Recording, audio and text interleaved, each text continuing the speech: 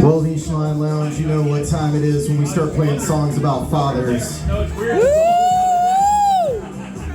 I have it under advisement, and I've said this before, our next artist doesn't like small cars or real big women, but he does always seem to find himself in them. Stop talking about my ex-girlfriend! Please make some noise for the one, the only, Horror Show Jack! The original stepfather of Niche. You can hate him, but you will respect him. You know what I'm saying? And if you're really nice on your birthday, he'll take you to Chuck E. Cheese. So, or Toys R Us, depending on. I miss Chuck E. Cheese so much. I tried to go there on my 20th birthday, and none of my friends would go with me. Sad. They're like, "Where do you want to go?" I'm like, "I want to go to Chuck E. Cheese." They're like, "Why?" I'm like, "The pizza?" Explain to me why it's cut the way it's cut. It's like Michael J. Fox was given. I'm sorry, that was wrong. Yeah, I'm sorry. Wow, Groner at the gate. So I had to write a couple extra notes in here because I had a crappy week because my weeks start on Tuesday and end on Monday and then begin again. And I'm going through my notes. I'm like, well, the first half is really negative, so I had to write some one-liners. So if they suck, I'm sorry. They were written on the spot. But I've been watching the background, and it's either I'm in Finding Nemo right now, or it's the beginning of Jaws 3. You know, because when they have because I saw a great white up there earlier. I also saw a woman in a pink bikini. That was nice too. Honestly, I thought it was Marsha. I'm like, who was spying on you while you were scuba diving or snorkeling? I don't know. I've never done it. So, Marsha, here's your answer and how it started. You know it's going to be a shit day when someone says to you, "Good morning," and you just slowly turn to them and go, "What's good about it?" I forget how many days in the past 7 days I've said that. A lot. Shut up. And I would like to clarify this before I do this joke. This joke was written many years before I met Angela, so I don't want anyone thinking this is about Angela. I was listening to him on Pandora and I'm like, Sam Kinison is the perfect comedian to listen to if you're mad at your girlfriend or wife, whatever, mistress, you know. Total silence. Okay, we will not tell that joke again. Okay, on to something more positive. Not really, but possibly. We all have that one friend, the second they open their mouth, you're just like, shut up! Don't say another word, just shut up. Then you think to yourself, why do I hang out with them? I saw a video on YouTube earlier over the weekend, and it reminded me, because this happened a while ago. Anyone see the video where the ocean was sending our garbage back to us? And then you think to yourself, Mother Nature and Mother Earth are pissed.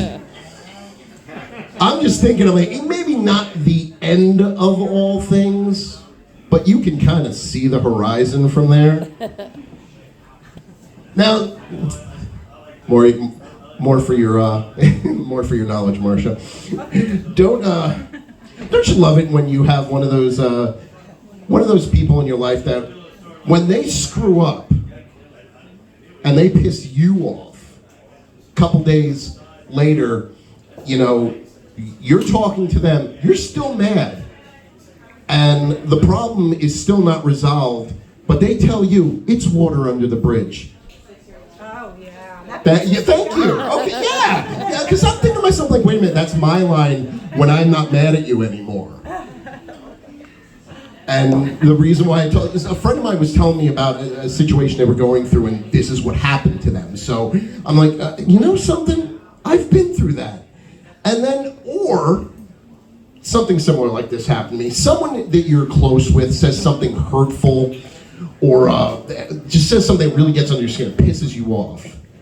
And then someone on their behalf when you fire back, they say, well, you say to them, well, that's what they said, and I'm like, yeah, but that's different. No, equal, very equal. Everything is equal. I know that line I just said is total bullshit because nothing is equal anymore, but I just thought to myself, like, really? And that was another one of those people in your life that when they're done talking, you're just like, shut up. Now, positive. Life will improve 100% as soon as you start cutting out the toxic people in your life. But do not cut out all of them. You need like one or two just to remind you why you love all the good people in your life. You know, because we all rub each other the wrong way sooner or later, but then you're dealing with someone else. Like, you're dealing with someone else's kid, and they're getting on your nerves. And then you call your mom and dad and go, I'm sorry, I was such a shit when I was a little kid.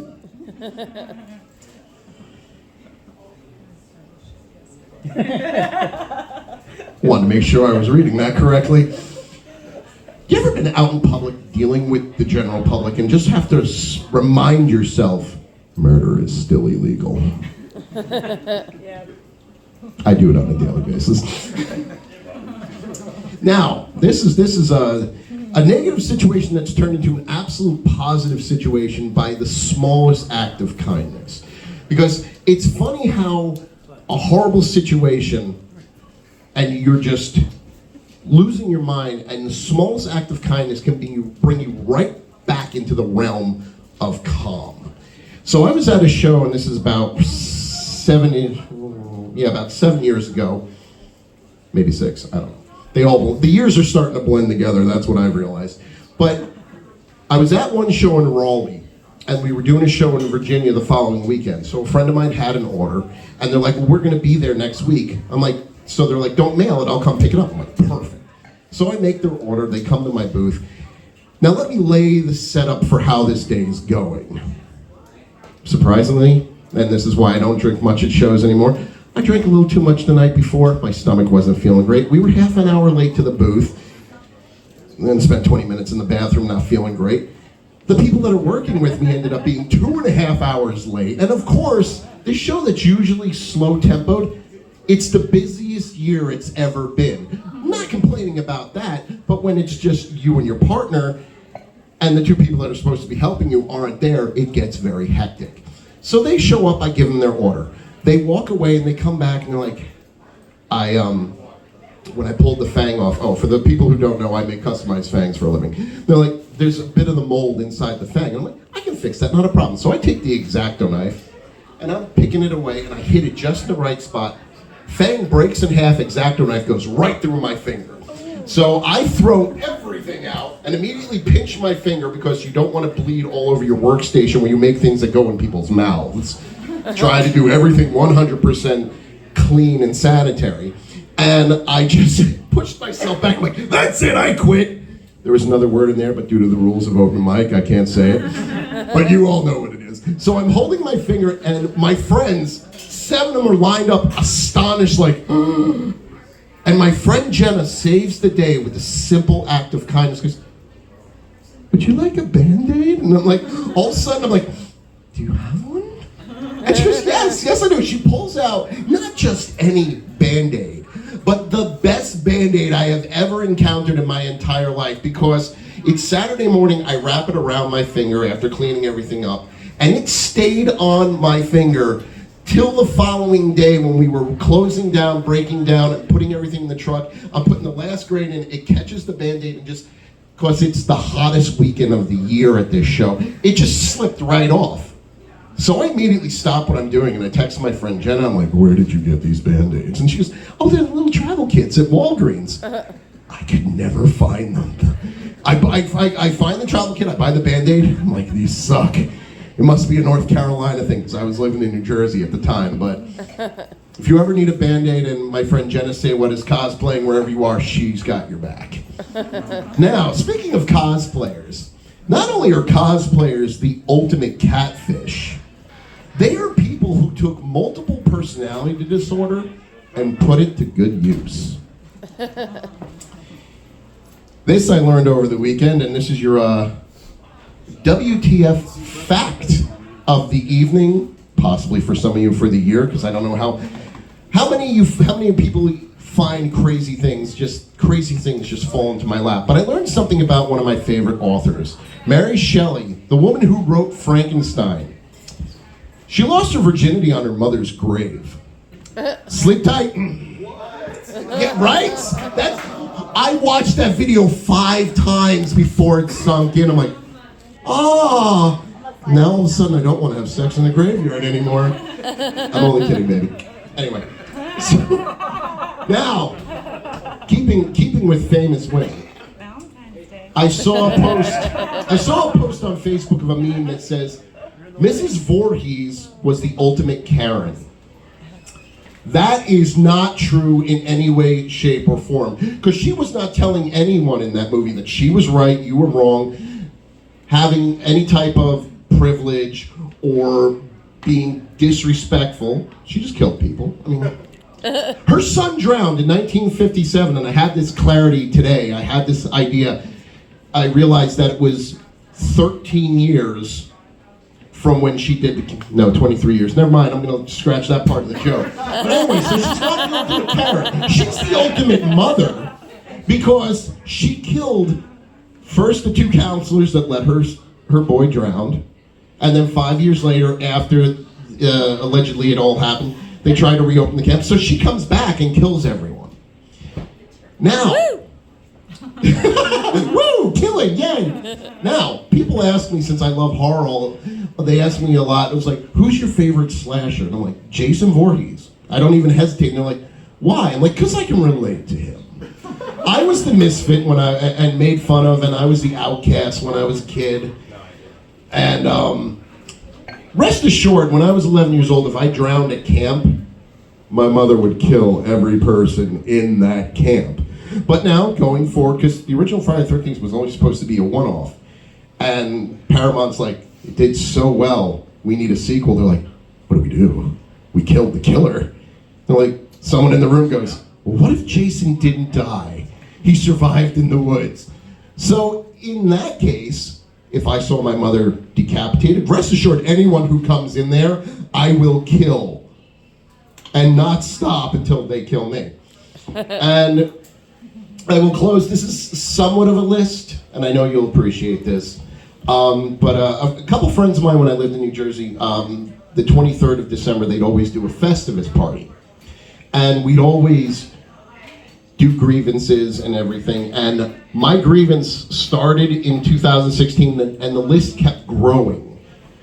But I'm not going to name every musician. I'm going to name the ones that touch me deep, and I know one touches you deep too. But my list and my grievance was this: Dave Brockie, lead singer of War; Chris Cornell; Chester from I can't remember his last name, but Linkin Park; Prince; David Bowie; the legendary Lemmy. They are all dead, and Justin Bieber still walks this earth. Why? Guys, my name is Andrew. I am part of Show Jack. Thank you very much.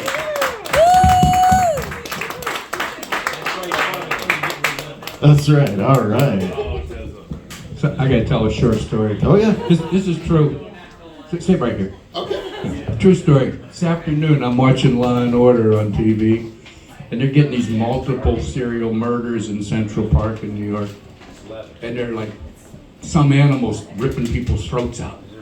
And they know that because they can tell from the teeth marks it's some kind of dog, wolf, something. So they're going to test the saliva to get exactly what breed it is. Comes back as human. And fast forward to the end of the story. It was a dentist. He makes fangs.